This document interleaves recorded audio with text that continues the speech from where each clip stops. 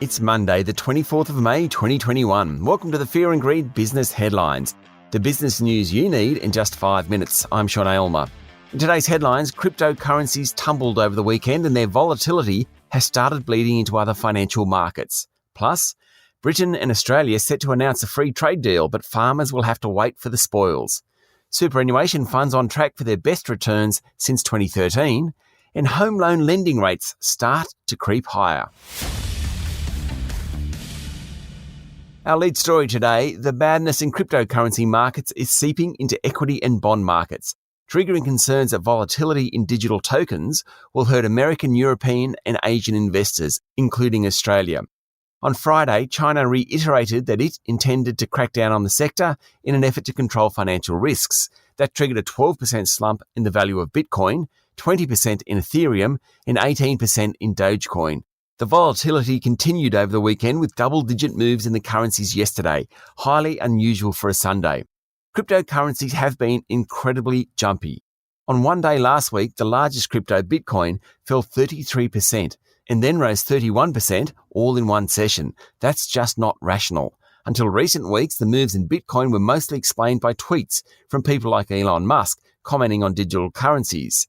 When Friday's announcement was made out of China, not only did Bitcoin and other digital tokens fall, so too did the Nasdaq.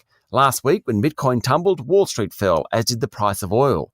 Gold traders have been explaining the rise in the value of the precious metal in terms of what's happened in cryptocurrencies.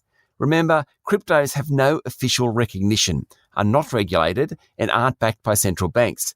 That's very different from the Australian or US dollar, the S&P 500 and ASX 200 and government bond markets. The risk is that the wild gyrations in the unregulated market could trigger sell-offs elsewhere. At its extreme, albeit unlikely, a tweet from Kim Kardashian about investing heavily in Bitcoin could move Wall Street.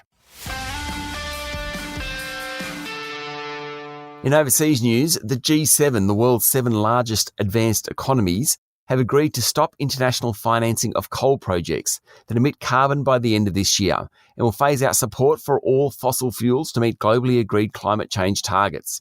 The decision leaves China and other nations like Australia increasingly on the outer when it comes to the environment. There are around 600,000 new COVID-19 cases being reported around the globe each day at the moment. The numbers in the United States are falling, whereas in other parts of the world they're growing. Over the weekend, Germany put new restrictions on travellers from the UK. It was reported that at least 100 people on Mount Everest have the infection, and Singapore said it would close 2 shopping malls as a result of new cases. Over the weekend, oil prices rose for the first time in almost a week, up more than 2%. There's a fair bit going on in that market. Demand in coming months should be strong as vaccination programs in Europe and North America allow people to travel this northern summer. At the same time, progress in the US-Iran nuclear talks could result in greater supply coming onto the market. Overlay big storms in the Gulf of Mexico, which could disrupt supply, and there's plenty to ponder. Locally, Australia and Britain are heading towards a free trade deal, but local beef, lamb and sugarcane farmers may have to wait for 15 years to get full access to the UK. Agriculture is the main sticking point, and Britain wants a 15 years phase-in period to protect farmers, according to media reports. If the free trade deal comes into force next year, it will be the first done by Britain post-Brexit. UK farmers claim Australian meat is produced to lower standards and will undercut the price of their product. Australia sold just $84 million worth of sheep meat to Britain last year and $7 million worth of beef.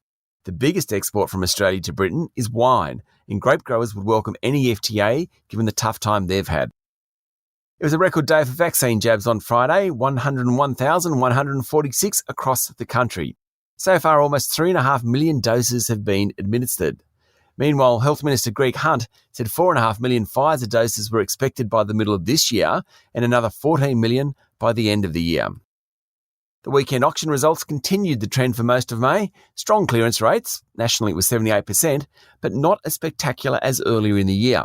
Sydney was at 80% and Melbourne was nearly 78%. It just feels like the market has peaked. Superannuation funds are on track for their best annual return in almost 10 years, as equity markets surge following their lows of March 2020. The median growth fund grew 2.2% last month, taking the 10-month return to 14.7%, according to research house Chant West. If funds keep that pace up, it will be the best year since 2013, when growth funds jumped 15.6%. And the Commonwealth Bank has lifted its 3- and 4-year fixed-rate mortgages in a sign that the country's largest lender thinks the bottom of the ultra-low-rate cycle has passed. The increase in the 3-year fixed rate is the first in 5 years by Commonwealth Bank. So far, other major lenders haven't moved on rates, but they will. That's the Fear and Greed business headlines for today. Make sure you hit follow so you get it every morning. And if you'd like more detail and more stories, search for our longer daily podcast called Fear and Greed. We also release a daily interview. Today we're talking to Jessica Irvine from the Sydney Morning Herald and The Age about whether the government is doing enough for women. I'll be back later with the afternoon market report. I'm Sean Aylmer. Have a great day.